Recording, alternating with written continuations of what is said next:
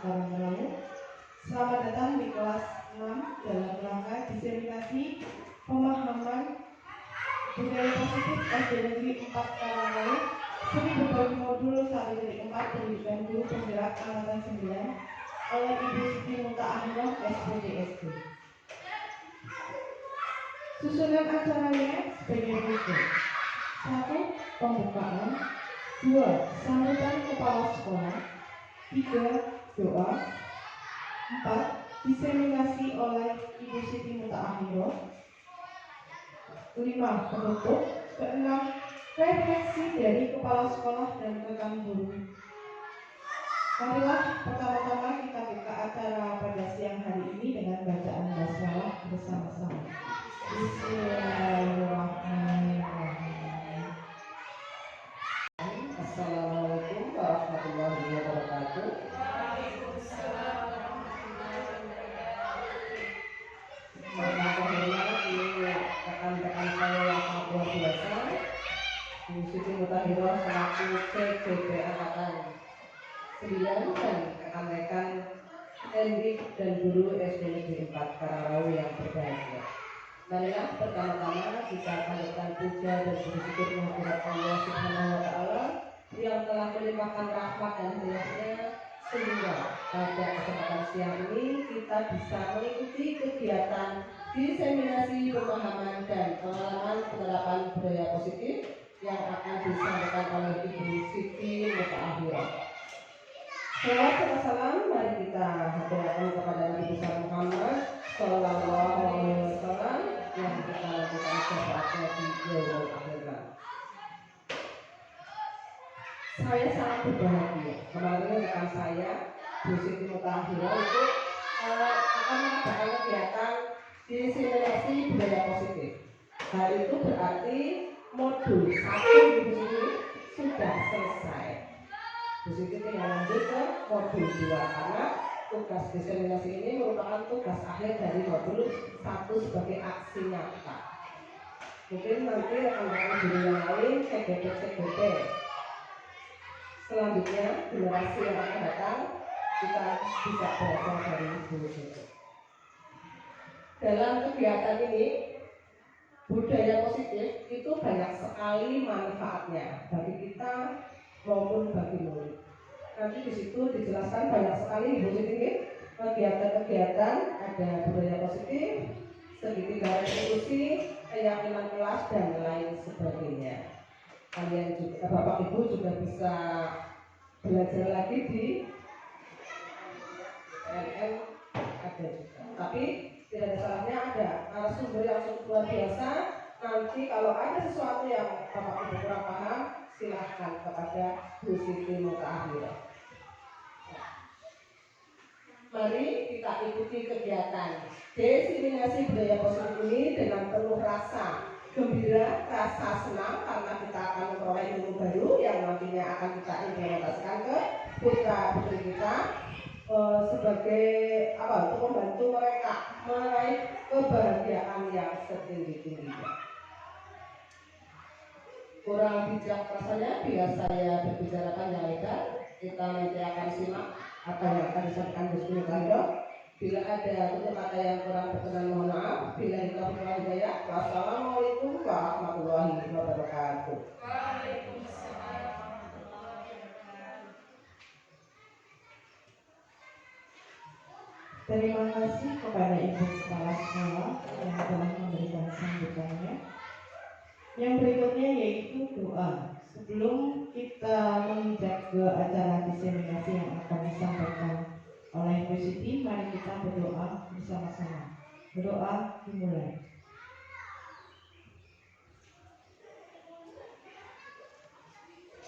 Selesai.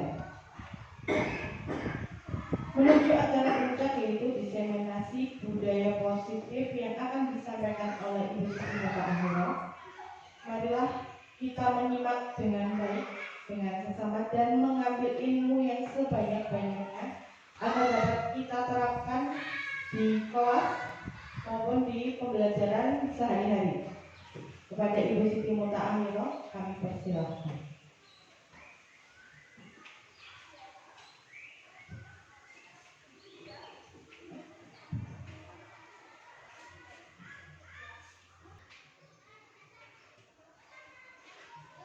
Terima kasih kepada Ibu Kepala Sekolah yang telah memberikan sambutannya.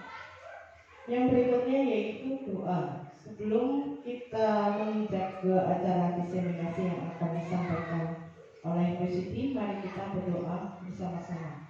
Berdoa dimulai.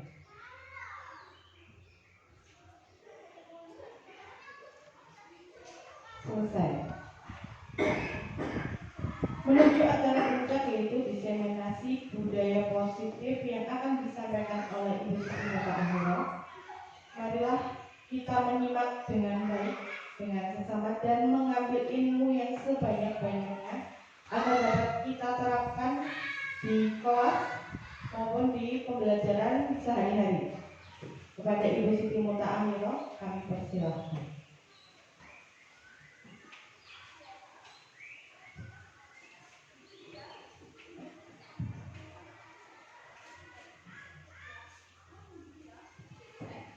Assalamualaikum warahmatullahi wabarakatuh. Bismillahirrahmanirrahim. Rabbi shrah li sadri wa yassir li amri wahlul 'uqdatam min lisani yafqahu qawli. Amma ba'du. Yang saya hormati Ibu Kepala SD Negeri 4 Karangrau beserta Bapak Ibu pendidik dan tenaga kependidikan SD Negeri 4 Karangrau yang saya banggakan. Syukur marilah kita panjatkan kehadirat Allah Subhanahu wa Ta'ala karena dengan limpahan rahmatnya sehingga pada siang hari ini kita bisa bertemu di ruangan kelas 6 ini untuk melaksanakan diseminasi budaya positif SD Negeri 4 Karangrau. Mudah-mudahan nanti acaranya dapat berjalan dengan lancar. Amin. Salawat serta salam semoga tetap terlimpah curah kepada baginda Nabi Agung Muhammad SAW yang mudah-mudahan kita semua nanti akan mendapatkan syafaatnya di yaumul qiyamah. Amin. Allahumma amin. Bapak Ibu guru serta Ibu Kepala Sekolah yang saya hormati, untuk diseminasi kali ini adalah merupakan tugas kami dari CGP Angkatan 9, yaitu ada di aksi nyata modul 1.4 budaya positif. Kami mengambil diseminasi pemahaman dan pengalaman penerapan budaya positif. Sebelum saya memaparkan tentang budaya positif, saya akan sedikit saya akan memutar sebuah video inspiratif tentang apa itu. Coba diputarkan, Mbak. Monggo Bapak Ibu periksa ini hanya sebagai inspirasi kita. Mudah-mudahan nanti kita bisa mengambil manfaat dari video pendek ini.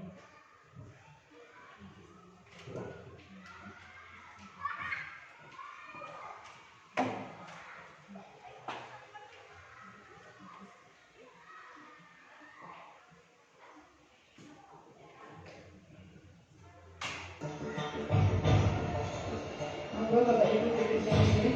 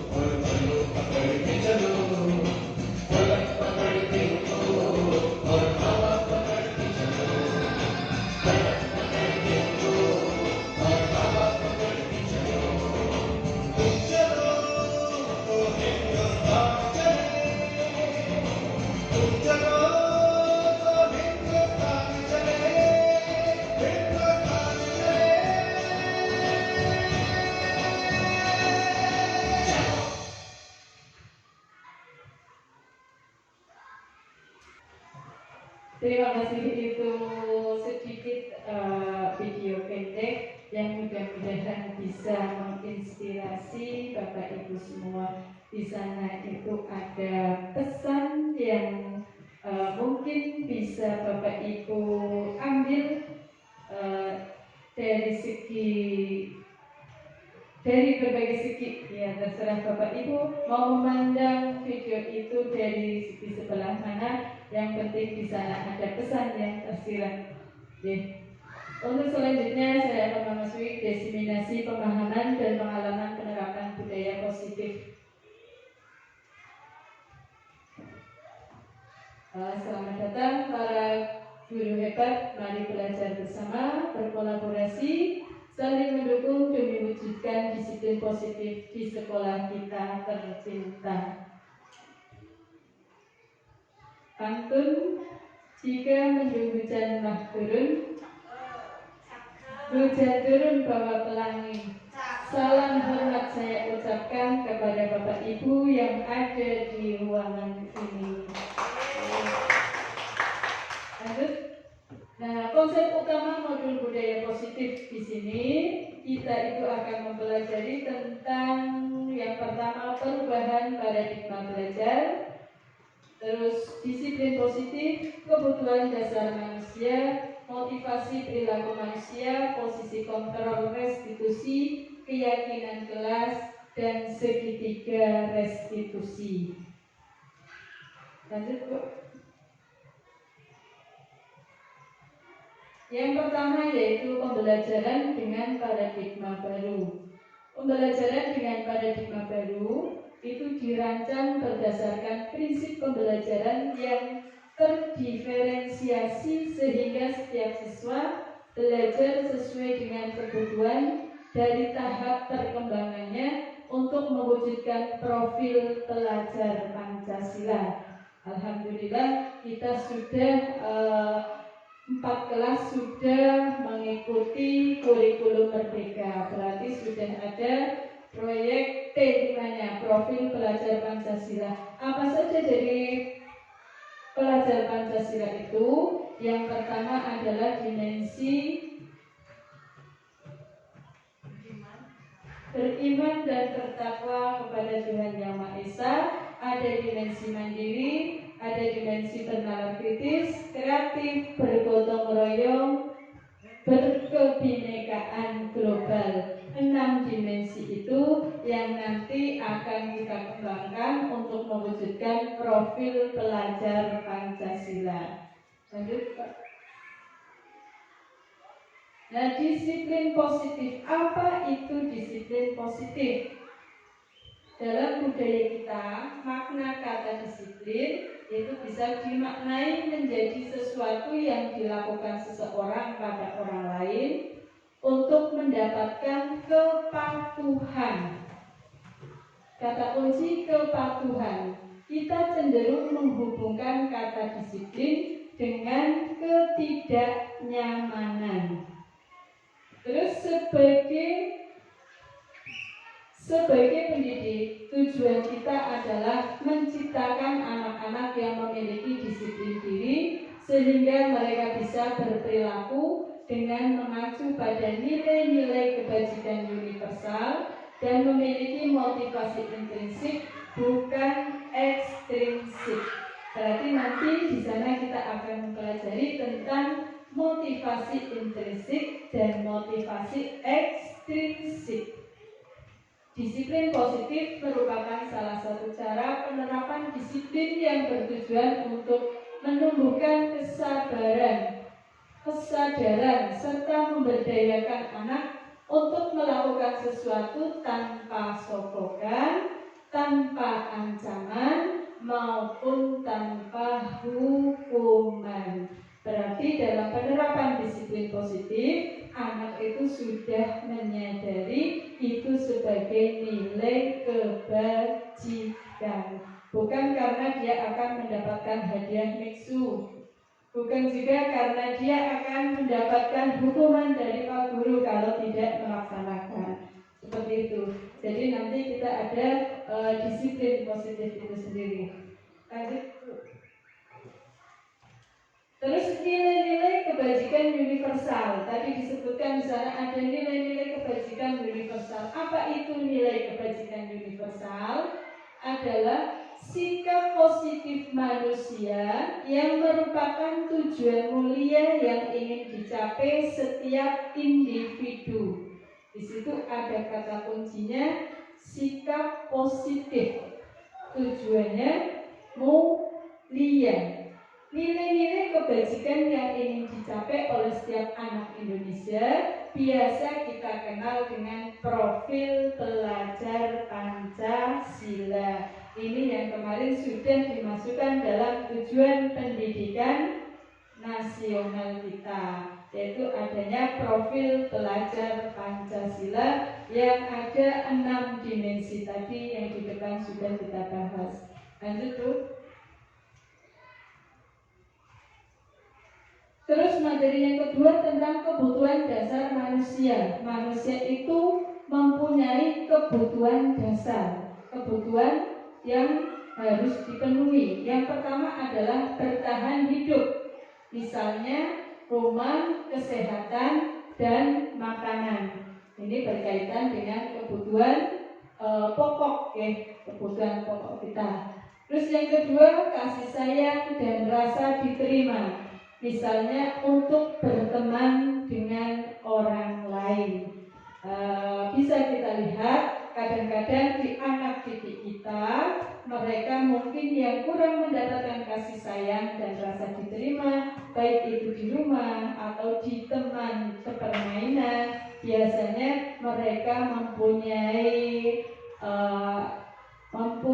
sifat-sifat tersendiri. Terus yang ketiga adalah penguasaan, misalnya harga diri dan meraih prestasi.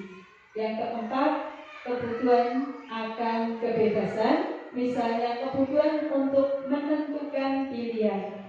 Jadi untuk anak-anak itu bebas memilih sesuai dengan minat, bakat, dan model pembelajarannya. Yang terakhir adalah kesenangan, misalnya bermain dan tertawa. Ini identik dengan anak-anak kecil, berarti mereka dunianya adalah masih dunia bermain. Lanjut Bu. Motivasi perilaku manusia. Motivasi merupakan dorongan yang timbul pada diri seseorang secara sadar atau tidak sadar untuk melakukan suatu tindakan dengan tujuan tertentu. Motivasi itu. Yang pertama, menghindari ketidaknyamanan dan hukuman. Biasanya anak-anak melakukan patuh itu untuk menghindari ketidaknyamanan dan hukuman. Bagaimana? Murid melakukan disiplin diri karena ia takut dihukum. Ini merupakan motivasi ekstrinsik, ya. Karena dia melaksanakan kepatuhan itu hanya karena takut dihukum. Dia mau mengerjakan PR, mengerjakan tugas dengan tepat waktu karena dia hanya takut kalau dihukum. Terus yang kedua, karena mendapatkan imbalan atau penghargaan dari orang lain. Nah, ini motivasi ini kalau untuk jangka panjang tidak boleh dibangun, ya, tidak boleh dipupuk. Tapi kalau itu hanya untuk jangka pendek, itu masih efektif kita lakukan dengan memberikan imbalan atau penghargaan.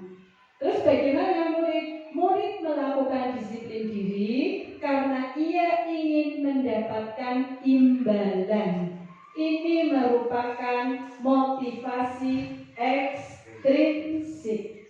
Jadi ketika kita pembelajaran di kelas, kita itu jangkanya bukan jangka pendek, makanya jangan digunakan dengan mendapatkan imbalan atau penghargaan. Jangan menggunakan motivasi yang ekstrinsik. Terus yang ketiga, menghargai nilai-nilai kebajikan diri sendiri. Bagaimana perilaku murid? Yaitu murid melakukan disiplin diri karena sadar akan nilai kebajikan dirinya. Ini merupakan motivasi intrinsik. Motivasi ini yang harus kita bangun kepada murid-murid kita.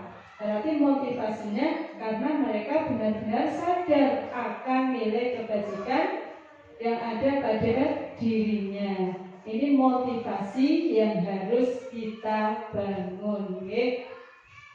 Selanjutnya Bu.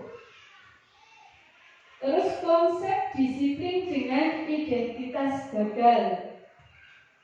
Kalau kita melakukan hukuman, bagaimana? Akan menyakitkan, tidak nyaman, murid takut, memaksa, namanya hukuman itu memaksa. Terus murid akan menyembunyikan kesalahannya. Berarti di situ nanti akan timbul rasa tidak jujur. Terus murid menjadi rendah diri, murid kurang percaya diri. Itu kalau konsep disiplinnya melalui hukuman. Ini merupakan konsep disiplin dengan identitas gagal. Terus penghargaan. Apakah efektif? Ternyata tadi saya sampaikan kalau itu sifatnya jangka panjang, ini akan tidak efektif. Terus yang kedua, mungkin akan merusak hubungan atau sifat iri dari anak yang menerima penghargaan dengan anak yang tidak menerima penghargaan. Anak yang tidak menerima penghargaan pasti dia akan iri, dia akan semakin menimbulkan sifat-sifat yang kurang baik. Terus yang ketiga, penghargaan juga mematikan kreativitas. Yang keempat, menghukum dengan sistem ranking. Adanya perankingan itu kalau dulu kita anggap sebagai sebuah penghargaan, ya. Terus merampas hak menghargai dirinya. Itu tentang konsep disiplin dengan identitas gagal. Dilanjut Bu. Terus selanjutnya yaitu konsep disiplin dengan identitas sukses. Diharapkan nanti akan sukses. Itu ada dua, yaitu dengan konsekuensi. Yang satu adalah dengan restitusi. Bagaimana konsekuensi itu? Yang pertama, penguatan jangka pendek. Kamu berbuat salah, berarti kamu harus bagaimana? Terus yang kedua, perlu monitoring berkelanjutan. Ini harus dipantau secara terus-menerus. Yang ketiga, stimulus respon. Yang keempat, murid menghormati peraturan. Yang kelima, kehilangan waktu untuk merenungi kesalahan. Itu kalau identitasnya, itu kalau konsep disiplin dengan konsekuensi. Terus bagaimana dengan restitusi? Restitusi yang pertama itu murid bertanggung jawab untuk perilakunya. Berarti murid itu disadarkan atas perilakunya. Yang kedua, fokus pada pemecahan masalah jangka panjang.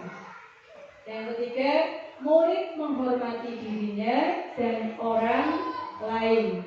Yang keempat, adanya teori kontrol, dirinya memegang kontrol. Dan yang kelima, murid bersemangat untuk memperbaiki kesalahan. Inilah konsep disiplin. Yang tadi dengan identitas gagal, yang ini dengan identitas sukses, yaitu dengan konsekuensi dan restitusi. Kalau dengan konsep disiplin dengan identitas gagal, tadi dengan hukuman dan penghargaan. Ya, dilanjut Bu.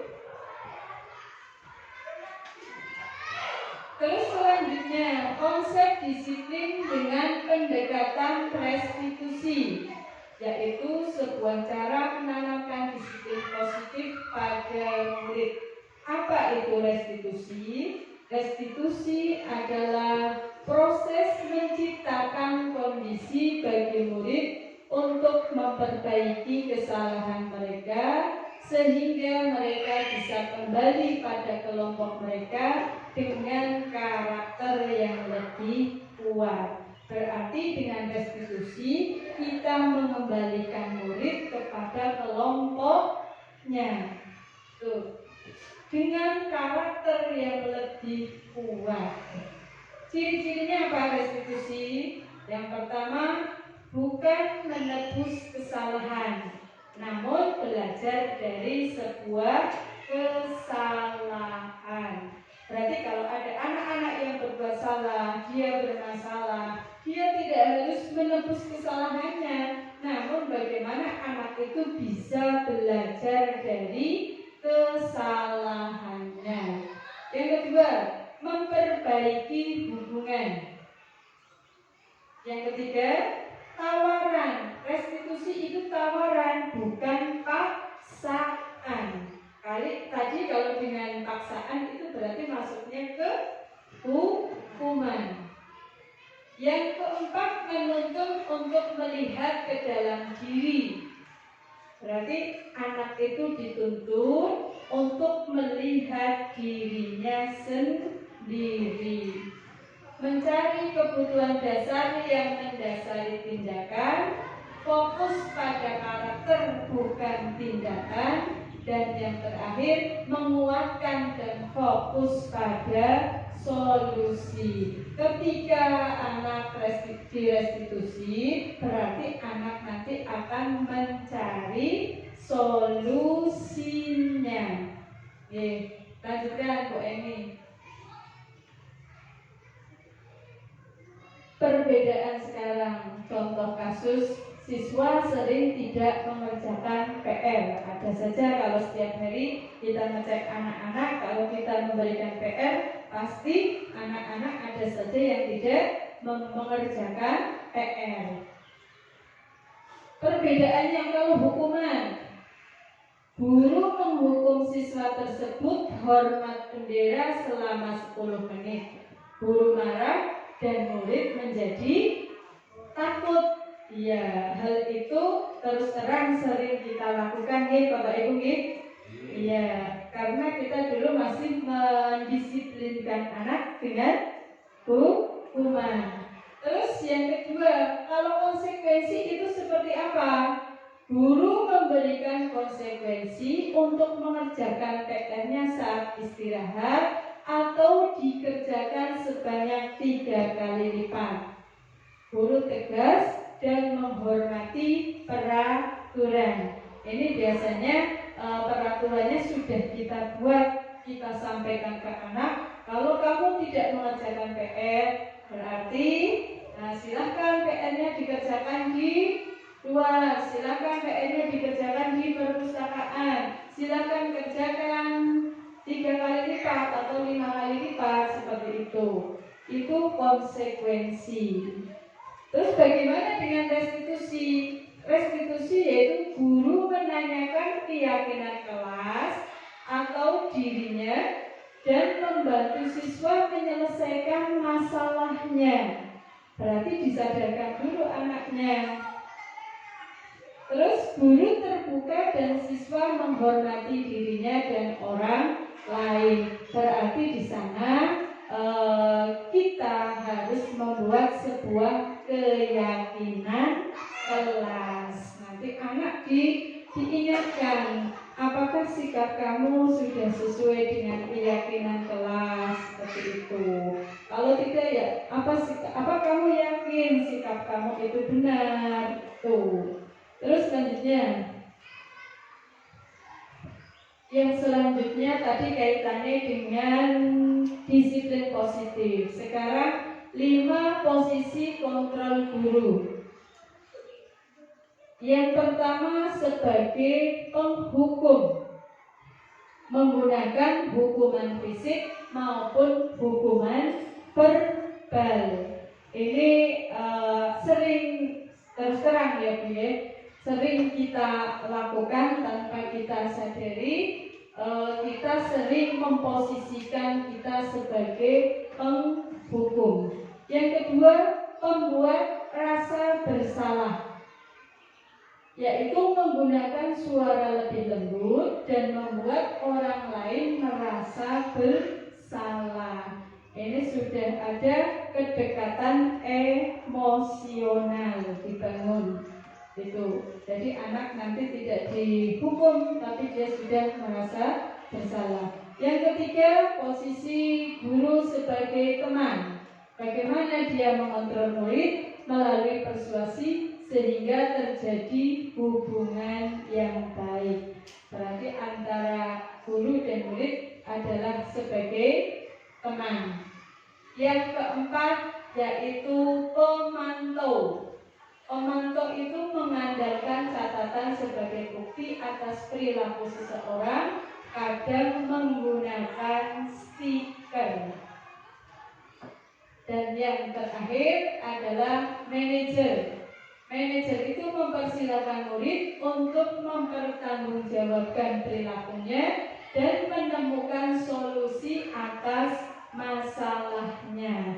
Ini adalah posisi yang paling atas. Diharapkan Bapak Ibu semuanya itu bisa memposisikan sebagai manajer ketika dalam pembelajaran.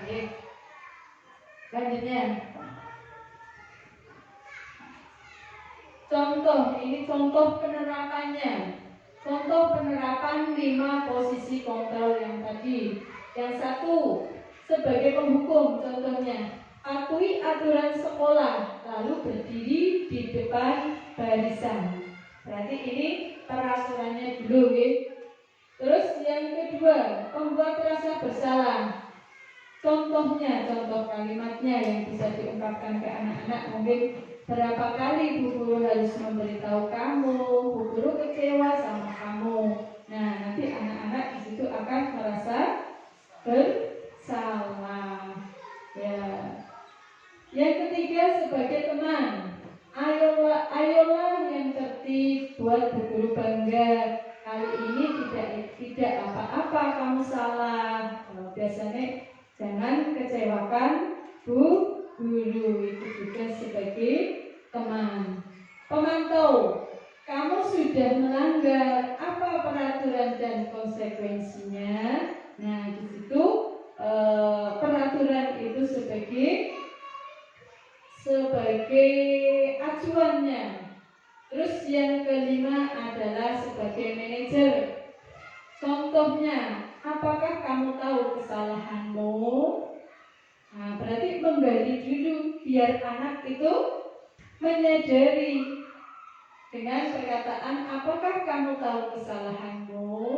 Terus dilanjutkan, kira-kira bagaimana kamu akan memperbaiki kesalahan ini? Nah, itu berarti menyadarkan anak. Tadi di depan juga kalau restitusi dilanjutkan dengan memberikan penyadaran tentang keyakinan kelas atau sikap baik yang harus dilaksanakan. Terus lanjut Bu. Terus proses keyakinan kelasnya. Mengapa keyakinan kelas? Mengapa tidak peraturan kelas saja? Nah, kaitannya dengan keyakinan kelas tadi. Kalau kita mau membuat budaya positif, berarti kita kaitannya tadi dengan restitusi juga, dengan posisi kontrol guru juga, itu kita membuat sebuah keyakinan kelas. Mengapa harus keyakinan kelas?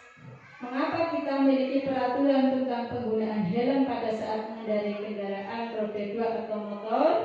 Mengapa kita memiliki peraturan tentang penggunaan masker dan mencuci tangan setiap saat? Nah, makanya mengapa keyakinan kelas? Mengapa tidak peraturan kelas saja? Dilanjut, Bu. Kegiatannya, bagaimana kegiatan membuat sebuah keyakinan kelas? Yang pertama, guru bersama murid, guru bersama siswa membuat keyakinan kelas. Keyakinan kelas tidak bisa dibuat oleh guru sendiri. Itu harus melibatkan siswa, murid. Kalau peraturan biasanya kita membuat sendiri atau bersama murid? Sendiri. Iya, biasanya kita buat sendiri.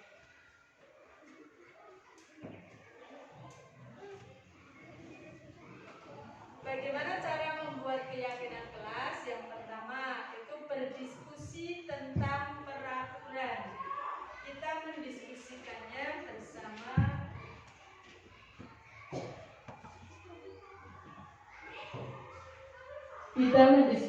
mendiskusikannya tentang peraturan itu bersama dengan anak-anak. Jadi anak-anak silakan menuliskan tentang peraturan yang akan kita buat sebagai keyakinan kelas. Yang kedua, merumuskan peraturan menjadi keyakinan. Yang ketiga, menempelkan keyakinan di kelas. Keyakinan kelas kita tempel di kelas kita masing-masing. Lanjutannya, Bu. Contohnya, keyakinan kelas itu tidak harus banyak sekali. Nanti anak-anak bagaimana bingung untuk mengetahuinya. Contoh keyakinan kelas 6 SD Negeri 4 Karanglau. 1. Belajar sambil bermain. Kalau itu sudah menjadi keyakinan kelas dan disepakati bersama dengan anak-anak dan gurunya, itu bisa menjadi sebuah keyakinan kelas. Yang kedua, saling menghormati dan menghargai. Lanjut. Terus bagaimana pembentukan keyakinan kelas? Ada beberapa hal yang harus diperhatikan dalam pembentukan keyakinan kelas. Yang pertama, lebih abstrak dari peraturan. Yang kedua, berupa pernyataan universal, menyeluruh. Terus yang ketiga, dibuat dalam bentuk positif. Maksudnya apa? Dibuat dalam bentuk positif. Biasanya kita kan kebiasaan jangan membuang sampah sembarangan. Diganti menjadi kalimat positif. Bagaimana?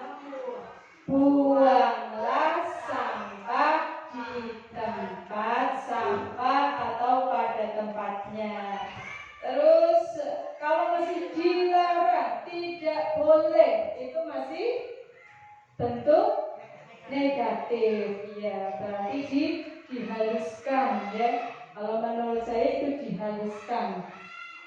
Terus sedikit saja agar mudah diingat.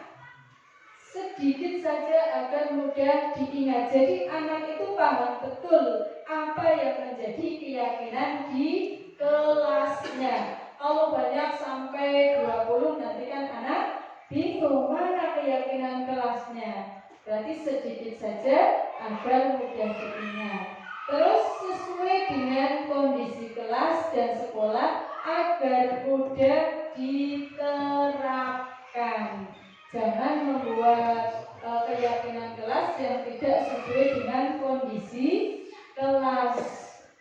Jadi nanti kalau tidak sesuai dengan kondisi kelas atau sekolahnya, nanti kita akan kesulitan.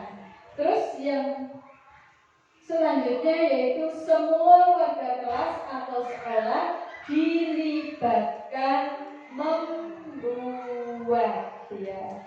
Ada partisipasi dari anak-anak. Berarti anak-anak, jadi nanti anak-anak itu paham betul dengan apa yang menjadi keyakinan di kelasnya. Dilanjut, Bu. Terus tadi materi selanjutnya yaitu ada segitiga restitusi. Ada juga videonya. Segitiga restitusi. Bagaimana langkah-langkahnya? Ada 3 di situ. Yang pertama, menstabilkan identitas, yaitu kita semua akan melakukan hal yang terbaik yang bisa kita lakukan. Itu menstabilkan identitas.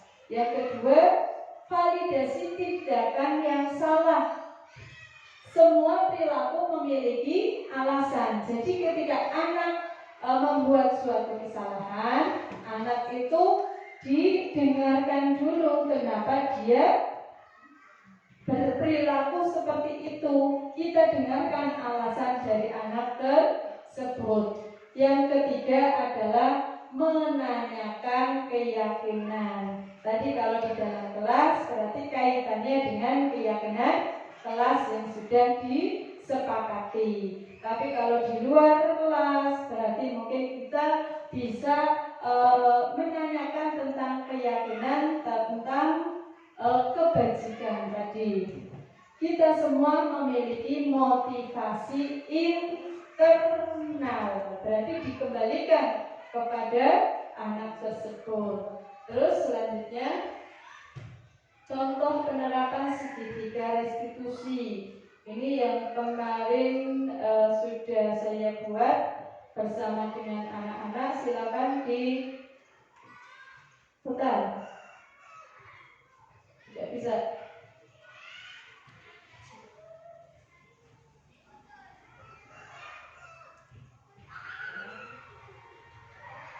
Tidak bisa.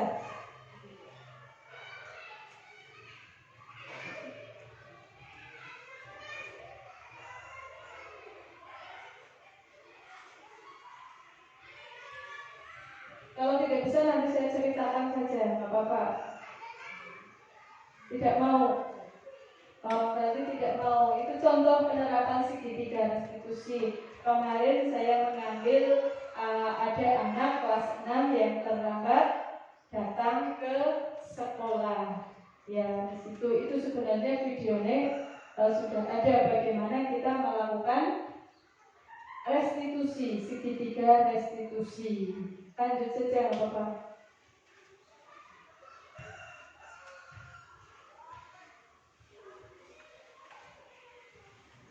Itu yang terakhir ya, Bu. Ini udah 3. Oh iya, baru yang udah 3. Harapan itu udah 3. Budaya positif. Jadi kita simpulkan dulu ya, apa itu budaya positif. Bukan disebutkan, ini awal ya. Budaya positif adalah nilai-nilai, keyakinan, dan kebiasaan di sekolah yang berpihak pada murid agar murid dapat berkembang menjadi pribadi yang kritis, penuh hormat, dan bertanggung jawab. Apakah budaya positif ini sudah kita lakukan? Sebenarnya sudah banyak sekali budaya positif yang sudah kita terapkan di sekolah kita. Terus suasana positif sangat mendukung dalam menciptakan pembelajaran yang kondusif. Karena dengan suasana yang positif, murid dan guru akan menemukan suatu kondisi pembelajaran yang menyenangkan. Ini sesuai dengan filosofi Ki Hajar Dewantara, yaitu pembelajaran yang berpihak pada murid. Terus yang kedua, pembelajaran itu dilakukan sesuai dengan kodrat alam dan kodrat zaman. Sehingga proses pembelajaran dapat berjalan tanpa adanya suatu beban. Suasana positif juga membantu menggerakkan moral yang positif bagi murid, sehingga karakter murid tidak hanya terbentuk dari akademik saja, tetapi dari lingkungan yang ada. Di sini sudah memasukkan karakter.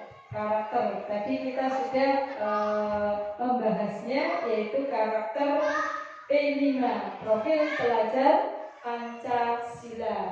Lanjut Bu. Lanjut ya, contoh budaya positif. Latar belakang dari budaya positif yaitu pembiasaan positif dapat tercipta melalui iklim pendidikan yang positif. Iklim ini dapat diciptakan oleh seluruh warga sekolah. Pembiasaan positif yang mengakar kuat dan menjadi sebuah kebiasaan yang dilakukan secara terus-menerus, maka akan menjadi budaya sekolah yang positif. Budaya positif dapat dilakukan mulai dari pembentukan keyakinan kelas. Berarti langkah awalnya adalah adanya keyakinan kelas. Nanti silakan Bapak Ibu semua untuk menerapkan, untuk membuat keyakinan kelas masing-masing. Budaya positif adalah nilai-nilai, keyakinan-keyakinan dan kebiasaan-kebiasaan yang berpihak pada murid agar murid dapat berkembang menjadi pribadi yang kritis. Itu latar belakang adanya budaya positif. Coba dilanjutkan Bu. Tujuan dari budaya positif itu untuk apa? Yang pertama, melatih disiplin melalui pelaksanaan keyakinan kelas. Yang kedua, menumbuhkan sikap tanggung jawab, saling menghargai, dan kreatif pada siswa. Ini kreatif digarisbawahi. Kalau kita tadi ada hukuman, kalau kita tidak menggunakan hukuman akan akan membuat anak tidak kreatif. Di sini berarti ada kreatif pada siswa. Yang ketiga, menumbuhkan budaya positif di sekolah dengan meyakini nilai-nilai kebajikan universal. Yang keempat, menanamkan nilai-nilai profil pelajar Pancasila. Apa saja tadi ya Pak Bu? 1, beriman dan bertakwa. Kedua, berkebinekaan global. Yang ketiga, bernalar kritis, kreatif, mandiri dan gotong royong. Yang terakhir adalah menciptakan merdeka belajar. Merdeka belajar itu berarti belajar secara dewek, bukan yang seperti itu, ya. Lanjut. Terus tolak ukur dari tadi yang pertama yaitu terbentuknya keyakinan kelas melalui kesepakatan kelas yang dilakukan oleh seluruh warga kelas. Yang kedua, siswa mampu menerapkan dan menjalankan keyakinan kelas yang telah dibuat. Yang ketiga, munculnya sikap disiplin pada siswa. Yang keempat, munculnya sikap tanggung jawab, saling menghargai, dan kreatif pada siswa. Yang lanjutnya, terbentuknya budaya positif di sekolah, terbentuknya karakter siswa sesuai dengan profil pelajar Pancasila. Yang terakhir tadi merujuk tadi, sehingga terbentuknya merdeka belajar. Ini Bu. Dukungan dukungan yang dibutuhkan untuk melaksanakan budaya positif. Yang pertama, dukungan dari kepala sekolah, rekan sejawat, komite masyarakat, pengawas, dan siswa agar budaya positif dapat berjalan lancar dan menyeluruh. Yang kedua, ada dukungan lagi yaitu sarana dan prasarana untuk menumbuhkan budaya positif yang ada di sekolah. Yang ketiga, orang tua dalam membantu pelaksanaan budaya positif di rumah. Jadi di sekolah anak-anak sudah dibiasakan dengan budaya positif, di rumah nanti orang tua mendampingi agar anak di rumah juga dapat melaksanakan budaya positif. Lanjut Bu. Lini masa tindakan. Yang pertama, berkoordinasi dengan kepala sekolah untuk menjelaskan pentingnya penanaman budaya positif dan keyakinan kelas. Yang kedua, meminta izin untuk mendiseminasikan tentang aksi nyata budaya positif bersama rekan guru. Yang ketiga, mengumpulkan rekan guru untuk melakukan diseminasi. Yang keempat, berkoordinasi dan berkolaborasi dengan guru kelas untuk membuat keyakinan kelas di kelas masing-masing. Berarti besok di semua kelas ada bentuk dari keyakinan kelas ya. Yang terakhir, memantau, merefleksikan, dan mengevaluasi keyakinan kelas yang telah dibuatnya. Itu ini dokumentasi dari materi tadi. Yang pertama tentang pembentukan keyakinan kelas. Keyakinan kelas tadi berfungsi sebagai pedoman dalam menjalankan nilai-nilai kebajikan universal karena bersumber dari keyakinan hati siswa. Oke, keyakinan kelas. Terus budaya 5S. Senyum, sapa, salam, sopan, dan santun.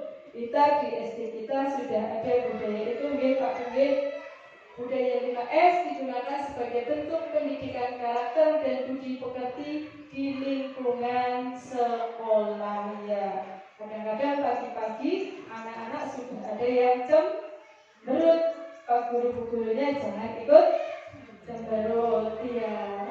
Terus yang selanjutnya, budaya hidup bersih. Budaya hidup bersih ini sangat-sangat dibutuhkan, terutama untuk terhindar dari berbagai macam penyakit. Kita sudah melaksanakannya, bahkan ada program Jumat bersih. Ada juga lagi PSN ya. Terus selanjutnya, budaya disiplin. Untuk apa budaya disiplin itu? Dibutuhkan untuk membentuk karakter siswa. Tapi tadi diingat Ibu dalam mendisiplinkan anak-anak jangan menggunakan apa tadi? Hukuman ya. Contohnya berbaris di depan kelas. Apalagi di situ disiplin untuk mengikuti kegiatan upacara. Lanjutnya Bu. Budaya religius. Budaya religius dibutuhkan untuk membentuk profil pelajar Pancasila, yaitu beriman dan bertakwa pada Tuhan Yang Maha Esa dan berakhlak mulia. Ini kita lakukan dengan diantaranya salat berjamaah, terus kegiatan pelaksanaan peringatan hari-hari besar agama, terus berdoa sebelum dan sesudah pelajaran. Terus ada lagi kita juga sudah melaksanakan adanya Nazom Asmaul Husna. Ini untuk membentuk profil pelajar Pancasila, yaitu beriman dan bertakwa. Selanjutnya masih ada Bu. Oh iya, budaya literasi. Ini yang harus kita gencarkan. Kenapa? Karena tingkat literasi kita guru dan murid ini sangat rendah. Mari kita mendongkrak budaya literasi untuk membentuk juga karakter profil pelajar Pancasila. Program-programnya apa? Program-programnya kemarin Bu Miswa juga masuk ke literasi. Terus adanya pojok baca di setiap kelas. Itu juga untuk mendukung adanya budaya literasi. Bila perlu, dibutuhkan, dilanjutkan apa? Ada wajib kunjung perpustakaan dari setiap kelas ya. Berarti boleh dijadwalkan dari kelas 1 mungkin hari Senin wajib berkunjung ke perpustakaan ya. Berkunjung untuk membaca ya. Itu wajib kunjung perpustakaan. Terus pojok-pojok baca itu juga dimanfaatkan. Tidak hanya sebagai pajangan. Pagi hari anak-anak sebelum pelajaran dimulai 15 menit boleh mengambil buku untuk dibaca ya. Diawali di kelas 6 mungkin ada satu program 1 minggu 1 buku. 1 minggu 1 buku. Sami 1 yaitu ada. Tapi kemarin ada anak yang bukunya tebal sekali, nggak mungkin dibaca dalam waktu 1 minggu ya. Berarti mengambil buku-bukunya mungkin buku-buku yang tidak begitu tebal. Itu termasuk untuk mendukung budaya literasi. Budaya literasi apakah hanya berupa bacaan dan membaca saja? Tidak, ya di sana ada juga literasi budaya. Bukan budaya literasi, tapi literasi budaya. Kita peka terhadap budaya-budaya yang ada di sekitar sekolah kita. Itu di sana juga kita sudah mengikutinya. Di antaranya kegiatan sadranan apa? Suran. Oh iya, kegiatan suran yang ada di lingkungan sekolah kita. Terus yang kedua, terus literasi budayanya apa? Kita di kelas dikaitkan dengan materi-materi pelajaran, kita mencoba untuk melatih anak tahu akan budaya-budaya yang ada di Indonesia. Boleh dengan tarian, boleh dengan makanan khas dan lain-lain. Lanjutnya Bu. Ya, ada lagi budaya nasionalis agar anak itu semakin cinta dengan Indonesia. Apa pelaksanaannya? Bentuk pelaksanaannya kita rutin untuk melaksanakan kegiatan upacara setiap hari Senin. Ada lagi di situ kita juga rutin melaksanakan kegiatan pramuka. Lanjutannya Bu. Budaya sehat. Budaya sehat ini timnya adalah Pak Teddy ya Pak Teddy untuk menjadi budaya sehat. Kita setiap hari Rabu ada senam bersama. Terus ada lagi mungkin dari kelas 1 makan sehat bersama. Itu juga budaya sehat. Terus lagi kantin sehat. Itu juga budaya sehat. Lanjutannya budaya cinta lingkungan. Budaya cinta lingkungan itu sudah banyak sekali kita laksanakan. Di sana ada penanaman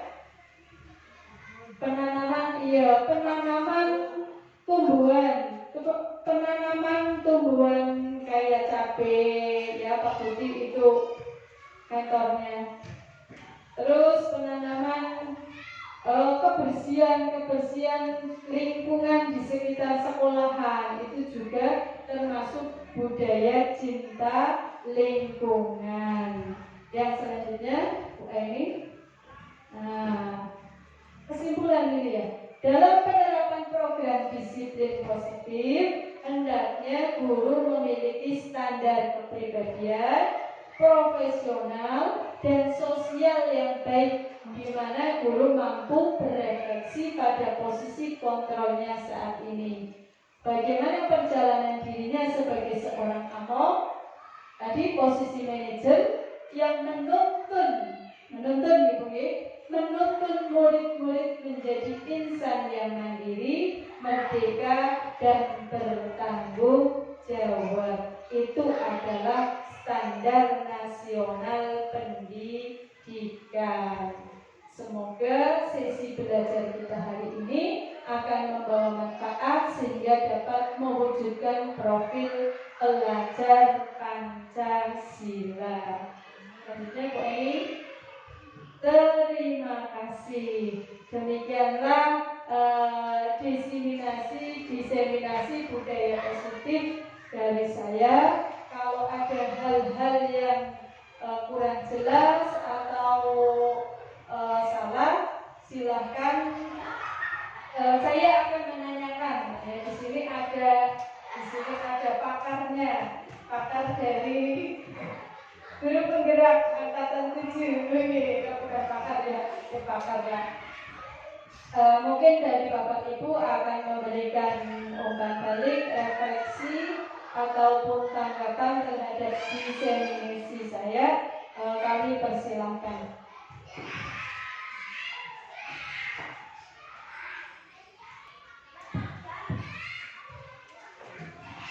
Demikian tadi pemaparan mengenai budaya positif dari Ibu Siti Nuta Amiro.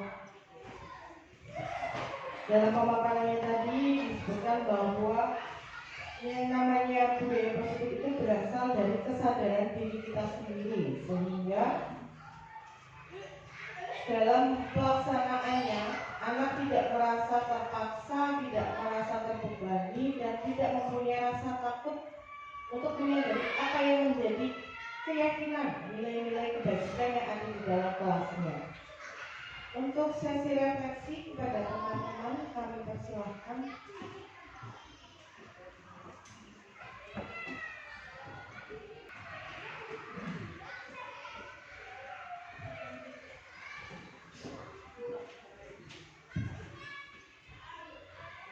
Terima kasih atas kesempatan yang diberikan. Yang dulu yang telah memberikan pemaparan yang luar biasa tentang disiplin positif. Seperti yang tadi sudah disampaikan, sudah kita lakukan sebenarnya Bapak Ibu, tapi cuma ya ada sesuatu yang belum, tapi kebanyakan sudah. Ini hal-hal baru ya, ada pembuatan keyakinan kelas, tapi saya amati ini warga Karangga Rumah sudah sangat luar biasa. Sebelum itu designasi itu sudah belajar PR kelas. Mungkin yang belum dapat ini apa ya, restitusi ya, karena memang itu sudah dari dulu mungkin turun-temurun apa ya. Kalau ada anak membuat kesalahan ya diberi hukuman. Kita berpikir bahwa hukuman itu untuk efek jerah dan bosan. Tapi ternyata itu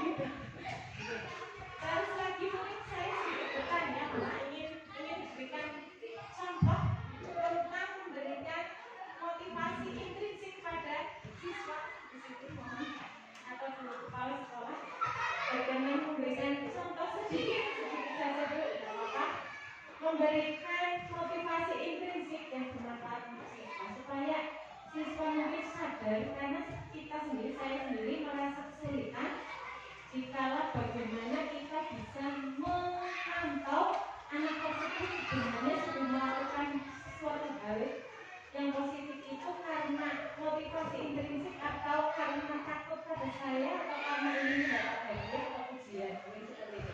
Jadi mohon berkenan nanti sedikit saya diberikan contoh bagaimana memberikan motivasi intrinsik supaya anak ini benar-benar melakukan hal positif karena sadar sendiri seperti itu. Terima kasih dari saya, mohon maaf segala kekurangan. Assalamualaikum warahmatullahi wabarakatuh.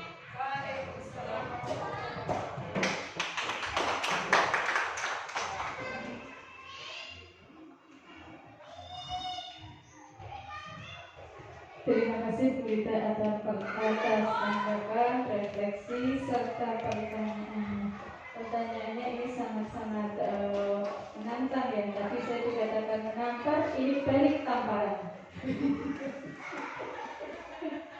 Contohnya bagaimana kita memberikan motivasi intrinsik tadi ini kaitannya dengan segitiga restitusi.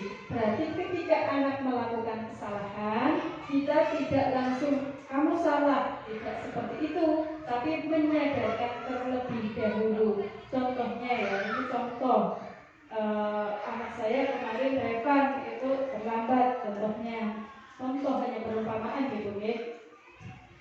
Terus saya mengatakan, Revan, akhir-akhir ini ibu perhatikan kamu sering terlambat datang ke sekolah. Terus menurut Revan, datang terlambat itu sebuah kesalahan atau bukan? Nah, berarti kan menyadarkan dulu biar anak digali kesadarannya. Terus lagi mungkin bisa lagi kita menstimulus anak dengan membuatkan tadi menstabilkan identitas itu. Ketika anak melakukan kesalahan, kita mencontohkan lagi. Oh, tidak apa-apa, Bu Guru juga pernah melakukan kesalahan seperti itu. Ada lagi, oh setiap manusia pasti pernah berbuat salah. Itu bentuk-bentuk penyadaran. Nah terus dari situ anak kita gali untuk mencarikan solusi. Jadi anak disuruh bercerita. Sekarang kita cari solusinya bersama-sama ya. Kenapa kamu sering terlambat ke sekolah? Nah dari situ mungkin anak nanti akan bercerita. Itu hanya salah satu cara untuk menumbuhkan motivasi intrinsik dari anak-anak tersebut. Jadi kita tidak boleh langsung menjustis anak itu berbuat suatu kesalahan. Mungkin ada penambahan dari kepala sekolah, monggo. Terima kasih. Sudah cukup banyak mungkin ya Bu. Karena bagaimana kita bisa menumbuhkan motivasi intrinsik itu yang memang menjadi sebuah tantangan tersendiri buat kita. Karena kita seringkali itu anak untuk melakukan sesuatu ya, misalnya keyakinan kelas gitu ya, aturan-aturan yang sudah disepakati bersama. Kebanyakan mungkin dari mereka saat-saat itu karena takut dihukum gitu. Tapi sangat luar biasa sekali bila anak-anak itu sadar. Contoh yang besar sepele, tapi yang memang anak-anak ini membuang sampah di tempatnya. Itu memang ya ada yang sudah sadar, ada yang masih buang sembarangan. Ada juga yang ada bu guru, aku buang sampahnya di tempat sampah. Tapi jika tidak ada bu guru, aku bisa melebar seperti itu. Terus salam sapa senyum juga itu ya, kadang yang diperintah tembe melakukan. Mungkin bisa juga dengan contoh, dengan kita memberikan contoh. Kalau kita bisa memberikan sebagai contoh seperti itu. Terima kasih. Bagaimana Bu Rita? Terima kasih. Oh, iya, iya, iya. Oh, iya, iya. Mungkin ada yang lain mau memberikan refleksi? Monggo, Pak Budi, Pak Rufi, Pak Triadi. Ayo Pak.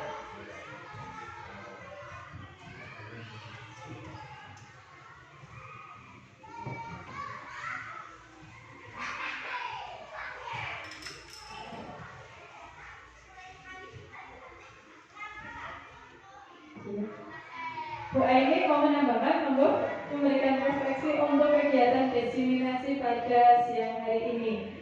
Silakan berikan satu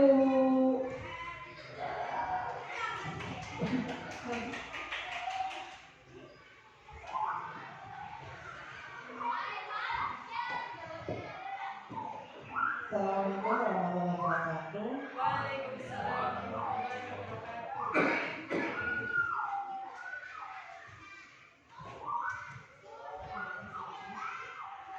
Oke, saya bacakan gitu ya. Untuk penerapan budaya positif itu sedikit banyak di kelas 4 sudah mulai, tapi untuk menjadi sebuah kebiasaan itu memang butuh proses. Kemudian agar nilai adalah tips atau trik untuk menjadikan bahwa nilai atau keyakinan kelas yang diambil itu benar-benar istilahnya benar-benar efektif itu seperti apa. Terima kasih.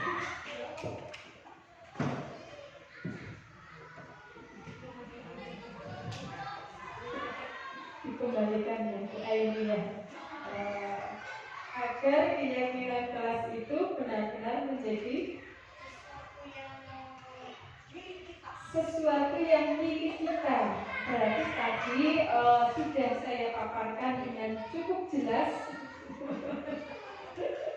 Tadi Bu Aini juga sudah menyadari bahwa semuanya membutuhkan proses. Yang utama mungkin tips dari saya, buatlah keyakinan jangan terlalu banyak. Itu dulu. Laksanakan itu secara kontinu, secara terus-menerus. Nah, nanti anak akan bisa mengingat, oh ya apa yang menjadi keyakinan di kelasnya. Insya Allah itu akan membudaya ya, menjadi budaya positif. Oke, berarti buatlah sebuah keyakinan yang dari anak, terus didiskusikan bersama dengan anak. Terus jadikan keyakinan kelas itu jangan terlalu banyak dulu. Bu Aini bagaimana? Sudah cukup? Cukup. Sudah cukup. Oh nggih, ada penambahan ini. Untuk membuat keyakinan kelas, di sini penambahan sedikit ya. Untuk pembuatan keyakinan kelas itu kan sesuatu yang biasanya sudah dilakukan di kelas oleh anak yang notabene aktif ya. Misalkan tadi contoh membuang sampah sembarangan, yang biasa dilakukan. Berarti kita membuat keyakinan kelas agar anak tidak membuang sampah sembarangan. Selanjutnya, keyakinan kelas itu bersifat fleksibel itu. Seumpamanya kita keyakinan kelas itu muncul dari permasalahan-permasalahan yang ada dalam kelas. Sehingga nah, kok kemarin belum ada anak meminjam tanpa mengembalikan, itu belum menjadi keyakinan kelas. Kita boleh menambahkan, tidak ada patokan ini harus dibuat di awal semester. Oh tiba-tiba 1 bulan kemudian muncul hal yang kurang baik, kita jadikan saja dengan kesepakatan bersama dengan siswa kita untuk menjadi sebuah keyakinan kelas. Demikian, terima kasih. Ya, bagus sekali itu penambahannya. Berarti mari kita tanggung banget ya tepuk tangan. Diulangi, berikan aplaus yang semangat.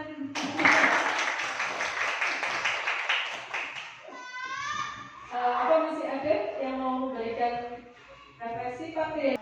Kalau tidak ada mungkin dari saya untuk diseminasi pemahaman dan pengalaman penerapan budaya positif saya cukupkan sampai di sini. Kita akan berjumpa lagi pada sesi yang berbeda. Mudah-mudahan dalam keadaan yang selalu bahagia dan semangat ya Pak Kulit. Dari awal sampai akhir sudah pasti saya banyak sekali kesalahan, baik itu kesalahan kata ataupun yang menyinggung ataupun saya sengaja atau tidak sengaja. Dari dalam lubuk hati yang paling dalam saya mohon maaf yang seikhlas-ikhlasnya. Saya akhiri. Assalamualaikum warahmatullahi wabarakatuh.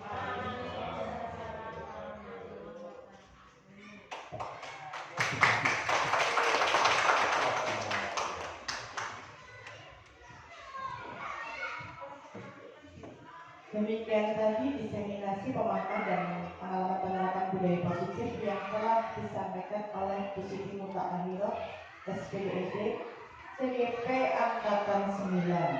Di awal kita tadi sudah menyaksikan bahwa langkah kecil dapat menjadi langkah besar yang menggerakkan orang lain. Mungkin ini langkah kecil yang dilakukan oleh Bu Siti Mutahhiroh yang nantinya akan menggerakkan kita semua untuk menerapkan budaya positif di SDG 4 Karanglaut dan menjadikan budaya positif itu sebagai urat nadi di sekolah kita dan menciptakan suasana belajar yang kondusif, anak-anak yang semakin sadar bahwa disiplin itu bukanlah paksaan tetapi sebuah kesadaran untuk menjadikan dirinya menjadi pribadi yang lebih baik lagi. Demikian tadi acara demi acara yang sudah kita lewati bersama. Mohon maaf apabila banyak kesalahan dari saya dalam membersamai ibu bapak sekalian. Wabillahi taufiq wal hidayah. Wassalamualaikum warahmatullahi wabarakatuh.